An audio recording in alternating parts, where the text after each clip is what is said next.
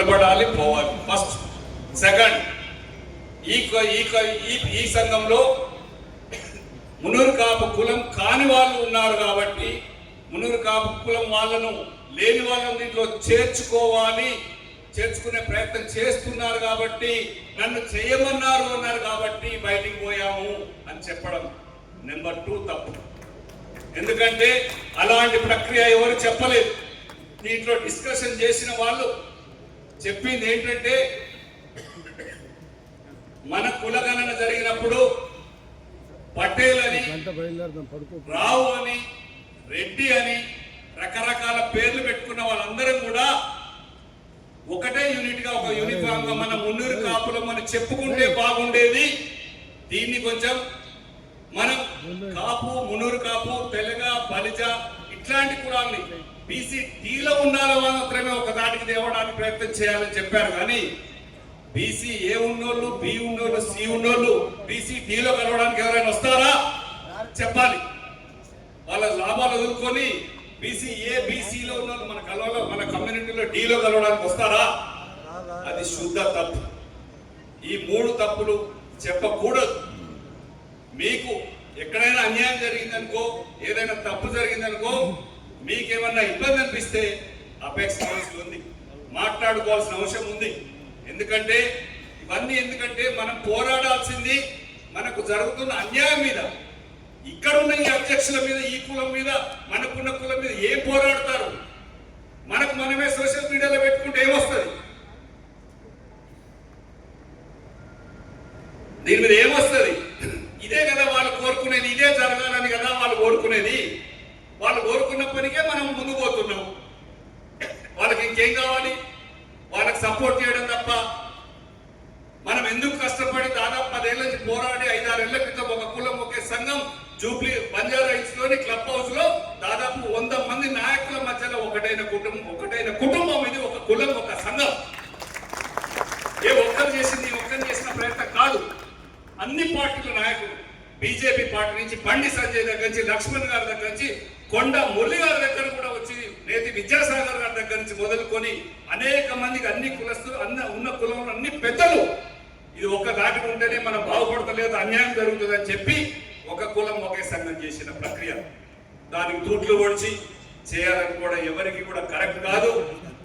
ఆలోచించుకోవాలి, అందరం కూడా మాట్లాడుకోవాల్సిన అవసరం ఉంది. తప్పేం లేదు. ఒక కుటుంబంలో ఒక అన్నదమ్ముల మధ్యలో 4 అన్నదమ్ములు ఉంటే కూడా విభేదాలు వస్తాయి. దానివల్ల మనమేం విడిపోయినట్టు కాదు, కొట్లాడుకున్నట్టేం కాదు. అనేక మార్గాలు ఉన్నాయి, మాట్లాడుకోవచ్చు, సెటిల్ చేసుకోవచ్చు. కానీ ఒకరి మీద ఒకరు ఇది నాది వేరే సంఘం, నీది వేరే సంఘం, ఇది పాకిస్తాన్, ఇది బంగ్లాదేశ్ అని మాత్రం పోరాటాలు ఇవి కరెక్ట్ కాదు. కొట్లాటలు కూడా చేసుకోవడం కాదు. అవన్నీ బంద్ చేసుకోవాలి. అపెక్స్ కౌన్సిలే పర్ఫెక్ట్, అపెక్స్ కౌన్సిలే ఫైనల్, అపెక్స్ కౌన్సిలే ఫైనల్ గా డిసిషన్ తీసుకొని కులాన్ని ముందుకు నడుపుతుంది. ప్రతి ఒక్కరికి కూడా న్యాయం చేసే పోరాటం చేస్తుంది. ఎవరికి కూడా తల వంచదు. ఈ కమ్యూనిటీలో దాదాపు మనం 15% అన్న మినిమం ఉండాలి. 10% నుంచి 15% ఖచ్చితంగా ఉండాల్సిన కులం 13 లక్షల మంది, అంటే 3.5% తీసుకొచ్చి కులం పెట్టారు. దాని మీద ఇమీడియట్ గా అప్పటికప్పుడు అందరూ స్పందిస్తే, ఎన్నడూ మీటింగ్ రాని బండి సంజయ్ గారు కూడా ఒక కాల్ చేస్తే ఫస్ట్ టైం మీటింగ్ వచ్చారు. నో ఇది తప్పన్నా, అన్యాయం జరుగుతుంది, మనం పోరాడాలి అని చెప్పేసి. నేను ఢిల్లీలో తెలంగాణ ఎంపీలు కమ్యూనిటీ వాళ్ళు, ఆంధ్రప్రదేశ్లో ఉన్న కమ్యూనిటీ వాళ్ళు, తమిళనాడు, కర్ణాటక కమ్యూనిటీ వాళ్ళు దాదాపు 10 మంది ఎంపీలతో కూడా నేను మీటింగ్ పెట్టడం జరిగింది. అప్పటికప్పుడు ఇట్లా జరుగుతుందని చెప్పి. మేము ఎక్కడ ఖాళీగా ఉండం. ఎందుకంటే కొద్ది గొప్ప ఒక పొజిషన్లో ఉన్న వాళ్ళం, అవకాశం ఉన్న వాళ్ళం, మేము పోరాడకపోతే కులానికి నిజంగా అన్యాయం చేసినట్టే. నా పర్సనల్ చూసుకున్నా, నీ పర్సనల్ చూసుకున్నా, ఎవరి పర్సనల్ వాళ్ళు చూసుకున్నా మాట్లాడుకొని వ్యాపారాలు చేసుకోవడమో ఇంకోటో చేసుకుంటే నిజానికి కులానికి ద్రోహం చేసినట్టే. నేను దాంట్లో ఎట్టి పరిస్థితిలో రాజీపడే క్వశ్చనే లేదు. మేము కొట్లాడాం. దాంట్లో ఇదే జలవిహార్లో 3 నెలల క్రితం ఒక మీటింగ్ పెట్టాం. దేనికోసం? కులానికి అన్యాయం జరిగింది, తిరుగుబాటు చేయాలి, మన చేతిలో సిస్టమ్ ఉంది, గ్రామ స్థాయి దాకా కమిటీలు ఉన్నాయి, మండల కమిటీలు ఉన్నాయి, జిల్లా కమిటీలు ఉన్నాయి, మన కులాన్ని మనమే లెక్క పెట్టుకొని మనమే ప్రకటించుకుందాం, దాని ద్వారా ఒక పెద్ద బహిరంగ సభ పెట్టుకుందాం, గర్జన పెట్టుకుందాం అని ప్రయత్నం చేశాం. దాంట్లోనే అప్పట్లోనే అంతలోనే నరికేశారు. అధికారంలో ఉన్నట్టు వాళ్ళు ఎట్లా గర్జన పెడతారు, ఎట్లా మీటింగ్ పెడతారు అని చెప్పేసి ఆపడానికి ప్రయత్నం చేశారు. కానీ అయినప్పటికీ జలవిహార్లో మీటింగ్ పెట్టి ఎక్స్ప్లెయిన్ చేయడం జరిగింది. వాళ్ళ పోరాటం చేస్తూనే ఉంటారు.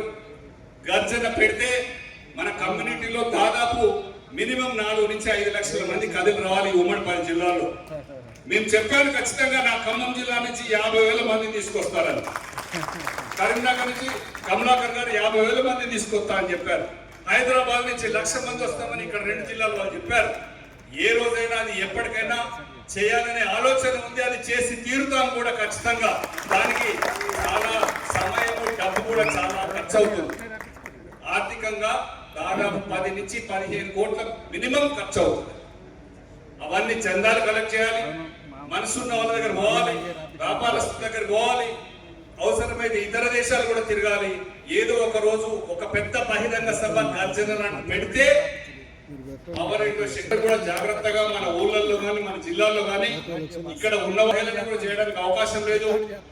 ఇది ఇప్పుడు వరకు జరుగుతున్న ప్రక్రియ. ఇంకా ఇప్పుడు జరిగిన పారదర్శకంగా జరిగిన ఎలక్షన్ గురించి కూడా ఒక్క నిమిషం మాట్లాడతాం. 20వ తారీఖు నాడు నామినేషన్లు వేశారు. 21 నాడు స్క్రూటినీ టైంలో వాస్తవంగా కూడా మా వాస్తవ వెంకట్ స్క్రూటినీలో చిన్న తప్పుద వల్ల జరిగిపోయి